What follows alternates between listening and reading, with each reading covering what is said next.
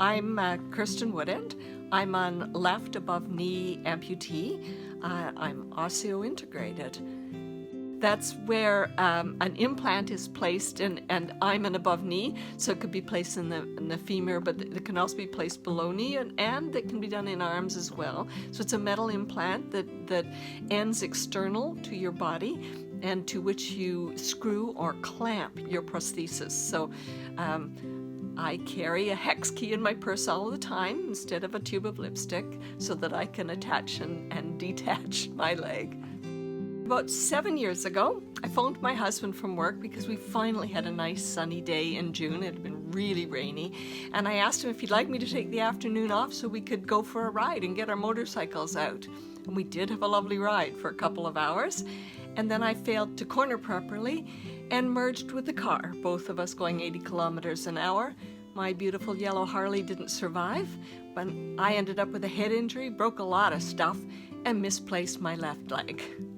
There actually wasn't any choice. I did quite a lot of damage, and I didn't know anything about it. I wasn't conscious, and it was the first surgery they removed it right away. In many ways, as I've come to know more people in the amputee world, I'm rather grateful that they didn't go through a process of trying to rescue it, because I think I was up and at 'em a little more rapidly for not having gone through multiple surgeries to salvage my leg. I was quite determined that despite the fact that one of my arms was in a cast for 4 months and one was in a cast and splint for about a year, that none of that was going to slow me down from getting up on a prosthetic and getting going.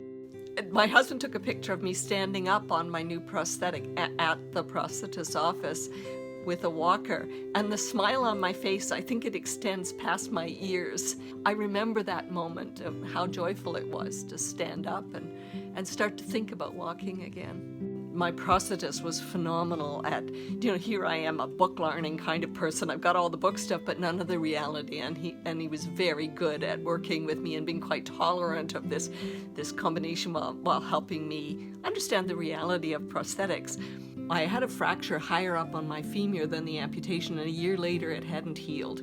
And so I was facing a number of options, an attempt at repair, but what I was being told was probably that I should have another amputation. And the local prosthetic group had put on an information session on osseointegration, and so I went through the process of trying to decide what was going to get me back on my feet as quickly as possible and back to work. If I had an attempt at repair, if I had another amputation, or if I had another amputation and did osseointegration at the same time. And my prosthetist was phenomenal, supportive, helping me find the information and go through the process of learning about what I needed to do if I were going to go forward with osseointegration. I did. I went out of country and had it done the year after my original amputation, and he has learned all that he needs to do to learn to support someone who's osseointegrated. So I've been incredibly fortunate. One of the things that surprised me is here I am a nurse of 40-some years, and I did not realize the role in emotional, in sort of mental health support that prosthetists and physiotherapists play. And I did a study with one of my students, and what we found in that study really reinforced the important role of prosthetists in supporting people moving forward. And this group of people we did the interviews in all had been osseointegrated and were reintegrating into care in Canada again. And I was quite taken aback at how important a role prosthetists played in their lives as they adapted to and learned how to be an osseointegrated amputee. I'm a little bit jealous in a way of my occupational choice because as a nurse I have short interactions with people.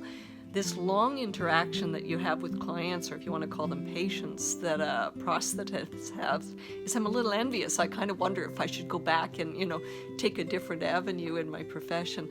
But I've been amazed at the amount of support that is given for your choices in your ambulation and so on. I mean, I even look at my choice to go forward with osseointegration instead of just straight amputation here in Canada, and the amount of support and information that I got from my prosthetist was, I guess, surprising to me because I didn't expect them to play those kinds of roles. It's interesting because I tend to think of them as very technical, and prior to, needing a prosthetist, I would have said that they were a technician, and yet there's so much more than that.